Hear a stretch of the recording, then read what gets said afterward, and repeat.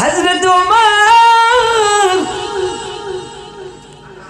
মনে মনে চিন্তা করে, মুখে আওয়াজ নাই, মনে মনে একটু চিন্তা করে, মনে মনে চিন্তা করতেছেন, মনে মনে কথা বলতেছে। মুহাম্মদ যে এত সুন্দর করে নামাজের মধ্যে আরবি বাক্যগুলো বলে, এই আরবি বাক্যগুলো মুহাম্মদ পেল কোথায়?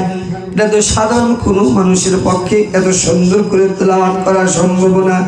নিশ্চয়ই মুহাম্মদ আর সাধারণ মানুষ নয়, মুহাম্মদ কবি হয়ে গেছে।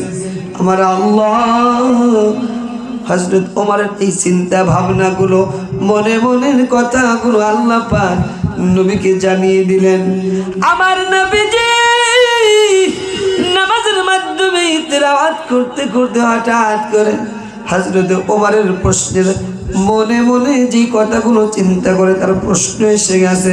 হযরত ওমরের প্রশ্নের জবাব নামাজের তেলাওয়াতের মধ্যে দিয়ে দিলেন। সূরা আল হাক্কাতের 41 নম্বর আয়াত নবীজি আমার বলেছেন, মা হুয়া বিকাউলি শাইরিন قليلا ما تؤمنون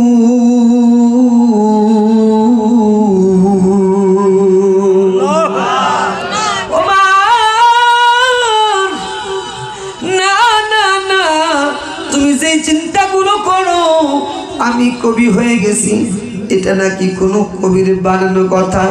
না না না, মা হুয়া বিকাউলি শাইর, এটা কোনো কবির কোনো বানানো কথা না। জোরে জোরে বলেন সুবহানাল্লাহ। হযরত ওমর আর আশ্চর্য হয়ে গেল, কি ব্যাপার? আমি মনে মনে চিন্তা করেছি, আমার আওয়াজ তো মুহাম্মাদের কানে যায় নাই, শুধু মনে মনে বলতেছি মুহাম্মদ যে তেলাওয়াত করতেছে এত সুন্দর করে, এটা তো সাধারণ কোনো আরবি নয়, এটা মুহাম্মদ নিশ্চয়ই কবি হয়ে গেছেন। কবি না হলে কি এত সুন্দর করে বানিয়ে বানিয়ে এই বাক্যগুলো বলতে পারে? আমার কথাগুলো মুহাম্মদ জানলো কেমনে? আমি তো মনে মনে বলতেছি, জোরে জোরে বলি নাই, মুহাম্মদের কান পর্যন্ত পৌঁছায় নাই। তাহলে এতদিন তো এতক্ষণ বুঝতেছিলাম মুহাম্মদ কবি হয়ে গেছে, কিন্তু আমার ধারণা উল্টা হয়ে গেছে। এখন তো দেখি না, মুহাম্মদ তো শুধু কবি নয়, মুহাম্মদ গণকও হয়ে গেছেন। গণক না হলে কি আমার মনের কথা জানতেন? নাউজুবিল্লাহ কোন? আমার নবী কি গণক ছিলেন? কথা বলেন। গণকের কাজ কি? হাত দেখে সঠিক হোক আর ব্যাঠিক হোক ও ভবিষ্যতের কথা বলে। নাউজুবিল্লাহ কোন?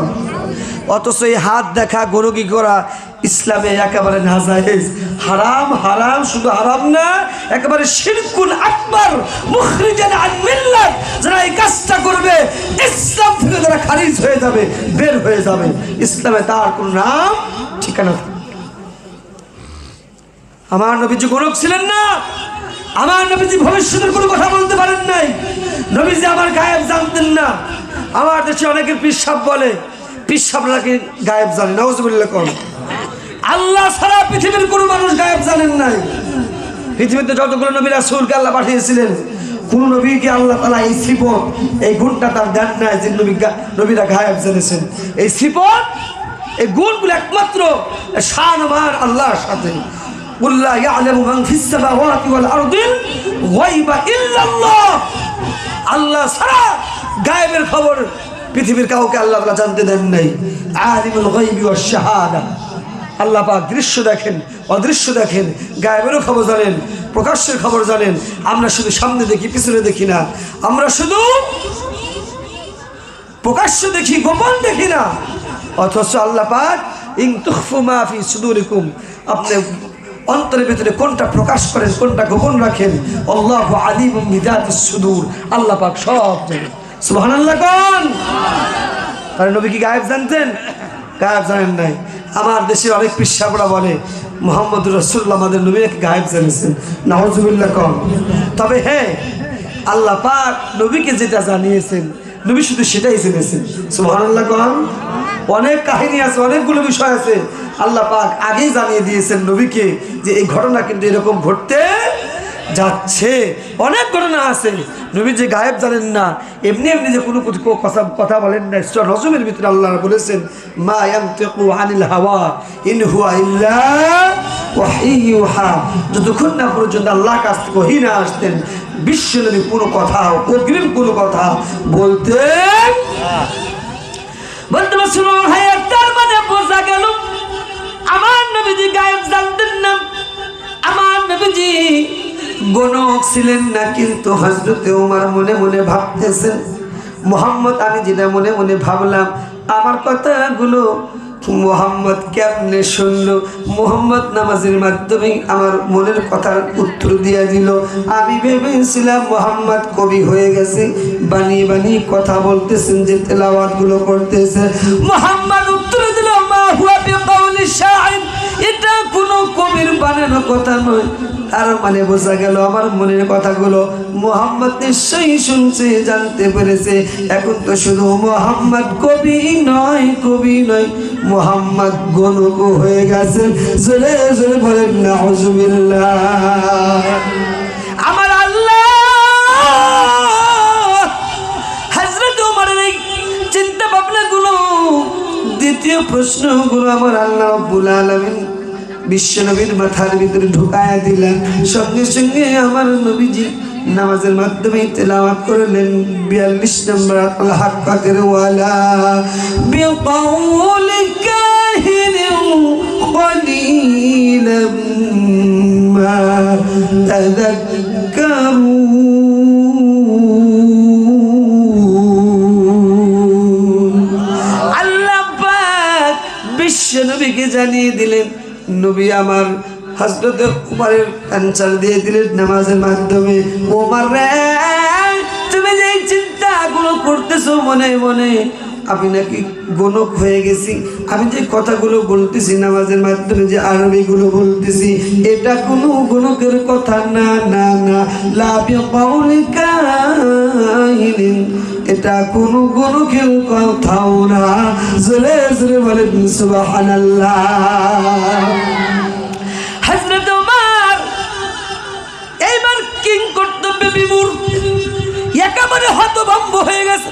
কি ব্যাপার, আমার মনের কথাগুলো মুহাম্মদ জানে কেমনে? আল্লাহু আকবার কোন। আমি যেটাই চিন্তা করি মুহাম্মদ সেটাই উত্তর দিয়ে দেয়। এইবার হযরত ওমরের দুইটা টেনশন এসে গেছে, দুইটা চিন্তা। একটা চিন্তা হলো আমার মনের কথাগুলো মুহাম্মদ জানে কেমনে।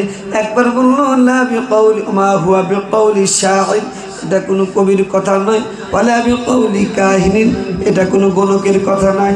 আমি তো জোরে বলি নাই, আমি তো আস্তে করে অর্থাৎ মনে মনে বলেছি। এক নাম্বার চিন্তা হলো মুহাম্মদ আমার মনের কথাগুলো কিভাবে জানে।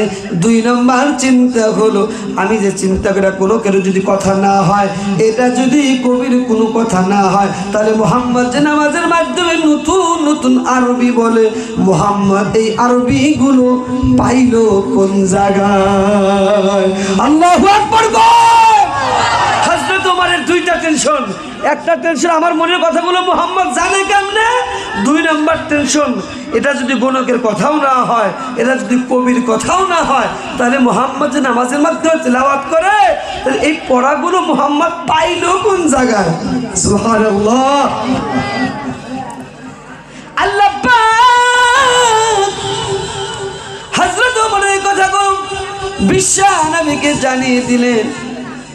আমার নবীজি নামাজের মাধ্যমে 43 নম্বর আয়াত সঙ্গে সঙ্গে তেলাওয়াত করে জানিয়ে দিলেন, তানজিলুম মির রাব্বিল আলামিন। আল্লাহু আকবার। আল্লাহ পাক জানিয়ে দিলেন, আমার নবী জানিয়ে দিলেন, ওমর তুমি চিন্তা করো আমি এই পড়াগুলো পাইলাম কোন জায়গায়? আসমানের মালিক, জমিনের মালিক, তোমার আমার মালিক, तमाम বিশ্ব জগতের যিনি পালন কর্তা প্রতিপালনকারী, মির রব্বিল আলামিন, বিশ্ব জাহানের যিনি প্রতিপালক আল্লাহ রব্বুল আলামিনের কাছ থেকে আমি এই কোরআন পেয়েছি। জোরে জোরে বলেন সুবহানাল্লাহ। তাহলে পুরুষের মতো আওয়াজ দিয়ে বলুন, এই কোরআন কার কথা? জোরে বলুন, কার কথা? এর চাইতে কি শ্রেষ্ঠ দামি কিতাব আর আছে? কিন্তু আফসোস হচ্ছে আমরা যারা এখানে এসেছি মোস্ট অফ দেম, অধিকাংশ মানুষই আমরা এই শ্রেষ্ঠ কিতাব, দামি কিতাব আমরা এখনো পড়তে জানি। কথা বলেন। আমরা পৃথিবীর অনেকগুলো পড়া পড়ি, আমাদের কাছেও কষ্ট মনে হয় ইংরেজি, কষ্ট মনে হয় ম্যাথমেটিক্স, ফিজিক্স, কেমিস্ট্রি, রসায়ন, পদার্থ, বায়োলজি ইত্যাদি অনেক জাগতিক মাত্র কিছু সুযোগ সুবিধার জন্য জাগতিক কয়েকটা দিন, কয়েকটা বছর সরকারি বেসরকারি চাকরির জন্য কঠিন সাবজেক্ট আমরা আয়ত্ত করতে পারলাম। অথচ পৃথিবীর ভিতরে সবচাইতে দামি কিতাব, শ্রেষ্ঠ কিতাব আল্লাহর কোরআন আমরা এখনো অনেকে শিখতে পারলাম না। কথা বলেন ঠিক না ঠিক? আমাদের ছেলে মেয়েকে এখন আমরা কোরআন শিখাতে পারি না। এই দেশে এখনো, বাংলাদেশের কথা বলেছি, এখনো আমাদের এখন অনেক স্কুল, কলেজ, ইউনিভার্সিটি, বিশ্ববিদ্যালয়ে আল্লাহর কোরআন শিক্ষা করাকে বাধ্যতামূলক করা হয় নাই। কথা বলেন ঠিক না ঠিক? অথচ আমার দেশে রবীন্দ্রনাথ ঠাকুরের গল্পকে পড়াকে বাধ্যতামূলক করা হয়েছে। আমার দেশের শিক্ষা ব্যবস্থায়, শিক্ষা কারিকুলামে সাবজেক্টে হাট্টি বাটিম টিম, তারা মাঠে পাড়ে ডিম, তাদের খায়া দুটি সিং, ওয়াজকবি গল্প পড়াকে বাধ্যতামূলক করা হয়েছে। ওই দেখা যায় তাল গাছ, আমাদের গা, ওইখানেতে বাস করে কানা বগির ছা, ওয়াজকবি গল্প আবার শিক্ষা ব্যবস্থায় পড়াকে বাধ্যতামূলক করা হয়েছে।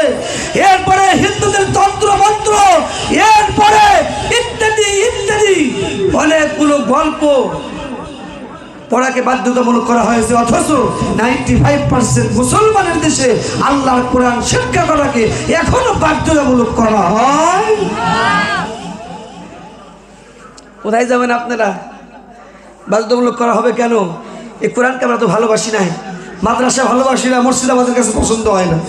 মসজিদ মাদ্রাসা চালায় যারা, কোরআন শিক্ষা দেয় যারা, হুজুরদের দেখলে আমাদের চুলকানি শুরু হয়।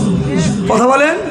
এই 16টা বছর দেখেছি, শুনেছি, এমনও স্লোগান শুনেছি 16টা বছর বলছে সকাল বিকাল হুজুরদের নাস্তা কর। কথা বলেন। নাস্তা করার জিনিস পাইনি, বাংলাদেশে খাবার নাচায় পড়ছে, হুজুর দিয়ে নাস্তা করতে হবে। কথা বলে আসে না নাই? আবার বলে মাথায় টুপি আর মুখে দাঁড়ি, যাদের মাথায় টুপি আর যাদের মুখে দাঁড়ি তাদের পিঠে লাগাও ভালো। এরকম স্লোগান অনেক শুনেছি। আমি বলি, যারা ঢালাও ভাবে সরাসরি দাড়ির বিরুদ্ধে আর টুপির বিরুদ্ধে স্লোগান দাও, তোমরা সাধারণ দাড়ি আর টুপি আলাদের বিরুদ্ধে স্লোগান দিলে না, তোমরা সরাসরি বিশ্বনবীর বিরুদ্ধে স্লোগান দিলা। কথা বলেন ঠিক না বেড়ি? তার কারণ এই টুপি শুধু আমরা পড়ি না, এই দাড়ি শুধু আমরা রাখি নাই, এই দাড়ি রেখেছেন বিশ্বনবী মুহাম্মদুর রাসূলুল্লাহ, এই টুপি পরেছেন বিশ্বনবী মুহাম্মদুর সাল্লাল্লাহু আলাইহি ওয়াসাল্লাম। অথচ আমরা সরাসরি দাড়ির বিরুদ্ধে স্লোগান দিই, টুপির বিরুদ্ধে স্লোগান দিই। আমরা কোরআন পড়তে চাই না, আমাদের ছেলে মেয়েকে কোরআন পড়াতে চাই না, কোরআনকে সম্মান করতে জানি না।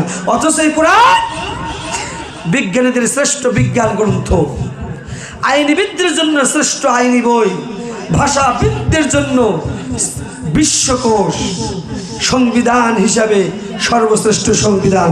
সুবহানাল্লাহ কম। 1965 সাল, ছোট্ট একটি তথ্য দিয়ে যায়। 1965 সালে জাতিসংঘের একটা সেমিনার হলো। জাতিসংঘের সেমিনারে বলা হলো যে এই সমস্ত দেশ জাতিসংঘের সদস্যভুক্ত, এই সমস্ত দেশের প্রত্যেকটা রাষ্ট্রপ্রধানকে বলা হলো যার যার রাষ্ট্রের সংবিধান জাতিসংঘের সেমিনারে টেবিলে জমা দাও। প্রত্যেকটা রাষ্ট্রপ্রধান তার নিজ নিজ রাষ্ট্রের সংবিধান জমা দিল জাতিসংঘের সেমিনারের টেবিলে। তৎকালীন সৌদি আরবের বাদশাহ ছিলেন বাদশাহ ফয়সাল জাতিসংঘের সেমিনারের টেবিলে জমা দিলেন সংবিধান হিসেবে মহাগ্রন্থ আল্লাহর কোরআন। সুবহানাল্লাহ বলা যাবে না? জাতিসংঘের সেমিনার থেকে বলা হলো, ও বাদশাহ ফয়সাল, প্রত্যেকটা রাষ্ট্রের নিজ নিজ সংবিধান জমা দিল, তোমার রাষ্ট্রের সংবিধান কোথায়? বলে এই তো আমার রাষ্ট্রের সংবিধান। বলে না, এটা তো আল্লাহর কোরআন, এটা তো তোমাদের কবরের কথা, আখিরাতের কথা, আর তোমার আল্লাহর কথা ছাড়া আর কিছুই নাই। সেদিন বাদশাহ ফয়সাল সমস্ত শরীরের শক্তি একত্রিত করে বলেছিলেন, আল্লাহি বিল্লাহি তাল্লাহি, আল্লাহর কসম করে বলি, तमाम পৃথিবীর সমস্ত রাষ্ট্রের সংবিধান যদি এক পাল্লায় দেওয়া হয়, আল্লাহর কসম, আল্লাহর কোরআনের সংবিধান যদি এক পাল্লায় দেওয়া হয়, আল্লাহ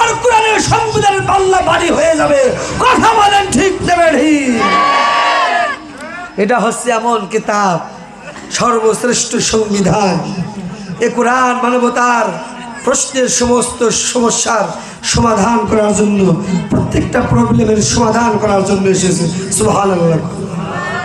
এই ছেলে ভাই, এই কৃষি কথা, কিন্তু একটাও খিচুড়ি দেওয়া হবে না, খিচুড়ি একটাও হবে না। এটা কথা যদি না কাও 4টে দেবো। কয়টা? 4টে। কথা না করলে 4টে দেবো, কথা করে একটা পাবো না। চুপ, ঠিক আছে তো? 4টে নেবে না? 4টা। হ্যাঁ, কে কথা কয়? যে কথা কব বাতিল।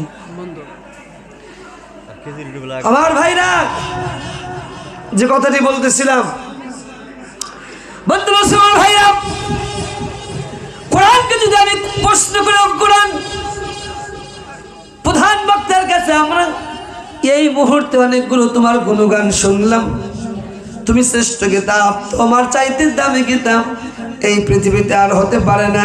তুমি নাকি শ্রেষ্ঠ বিজ্ঞানী গ্রন্থ, তুমি নাকি শ্রেষ্ঠ আইনি বই, তুমি নাকি শ্রেষ্ঠ সংবিধান। ও কোরআন, আমরা শুনতে চাই, জানতে চাই, এতদিন তুমি কোথায় ছিলা? তোমার বাড়ি কোথায়? বাড়ির কথা যদি জানতে চান, কোরআনের কাছে প্রশ্ন করেন, সঙ্গে সঙ্গে কোরআনুল কারীম তার নিজের বাড়ির জবাব দিয়ে দিবেন। ফি লাউহিন মাহফুজ। আল্লাহ কোরআন জানিয়ে দিবেন, ও পৃথিবীর মানুষেরা, আমার বাড়ি কোথায় জানতে চাও? আমার বাড়ি হচ্ছে লাউহে মাহফুজ, সংরক্ষিত একটি ফলক।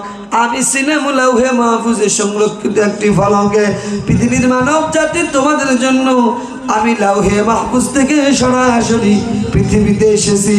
জোরে জোরে বলেন সুবহানাল্লাহ। লাউহে মাহফুজে তার কোরআন নাই, কোরআন তো সব কোরআন এসেছেন, কিন্তু কোরআনের বাড়ি ছিল কোথায়? লাউহে মাহফুজ। লাউহে মাহফুজ থেকে সম্পূর্ণ কিতাব, সম্পূর্ণ কোরআন আল্লাহ পাক বিশ্বের উপর নাজিল করেছেন। সুবহানাল্লাহ। গোটা 23টি বছরে এ কোরআন একসঙ্গে আসে নাই, গোটা 23টি বছরে এসেছে বিশ্বনবীর কাছে।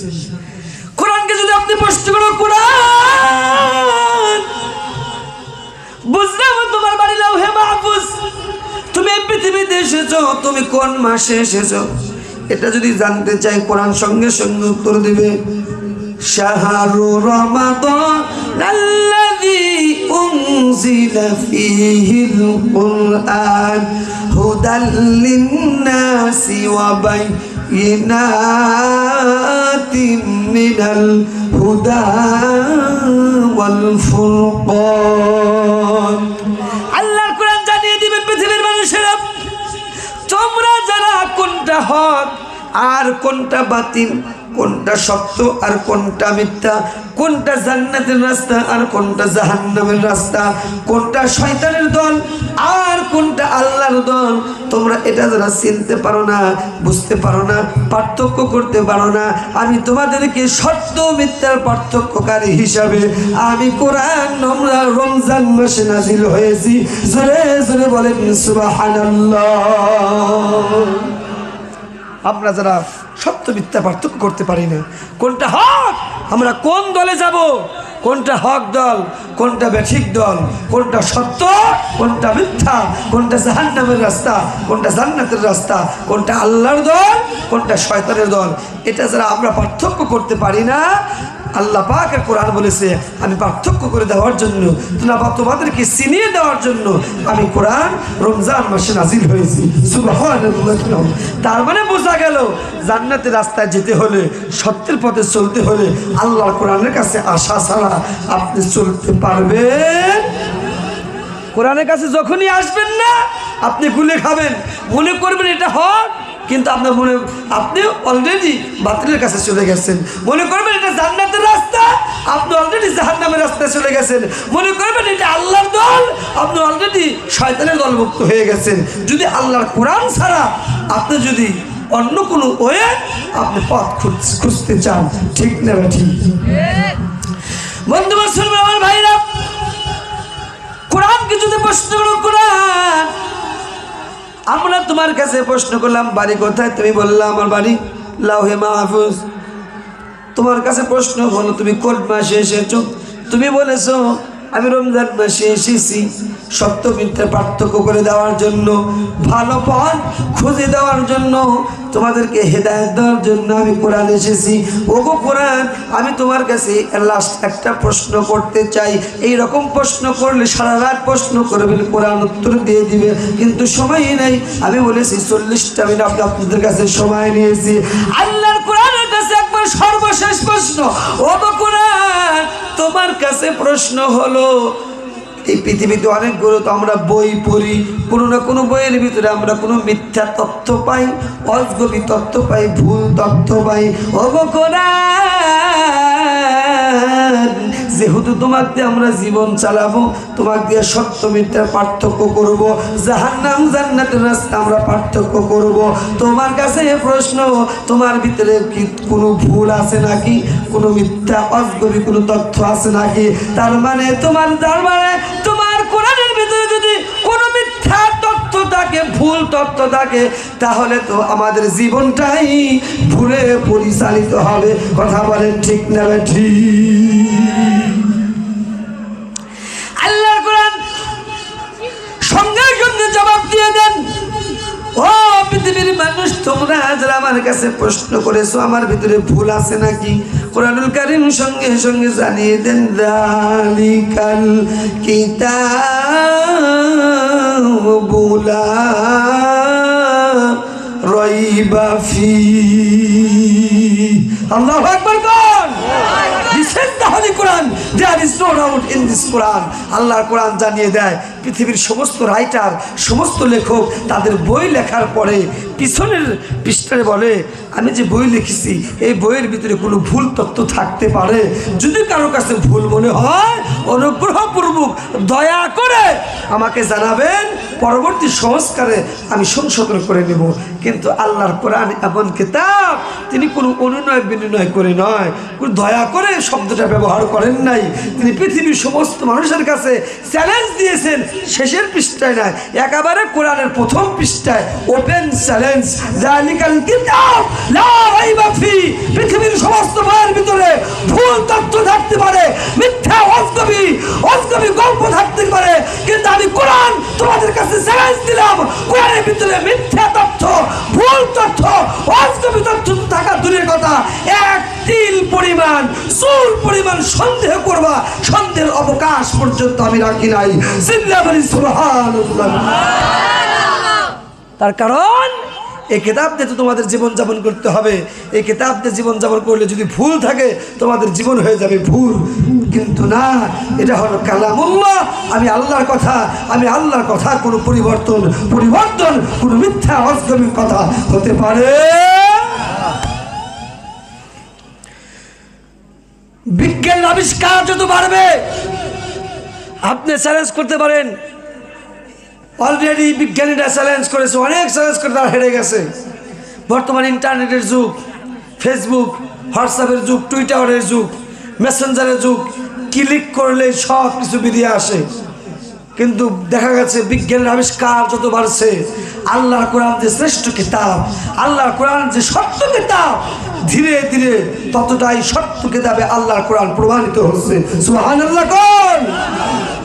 1969 সাল আর একটি তথ্য দিয়ে যায়, 1969 সাল, বেশি দিন আগের কথা নয়, আমাদের স্বাধীনের আগে 2 বছর আগের কথা বলেন।